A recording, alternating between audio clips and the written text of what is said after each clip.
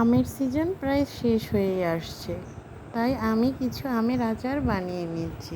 চলো তোমাদের সাথে শেয়ার করি আজকে কি কি আমের আচার বানিয়েছি।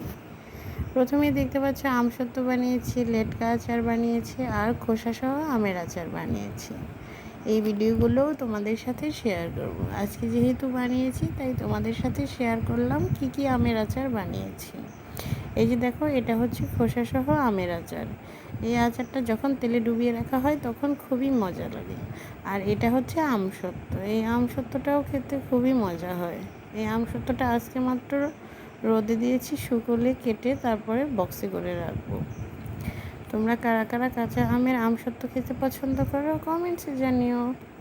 আর এটা হচ্ছে আমের লেটকা আচার, অর্থাৎ আটি ছাল কিছুই থাকে না, শুধু আমের মাংসটুকু নিয়ে এই আচারটা তৈরি করা হয়।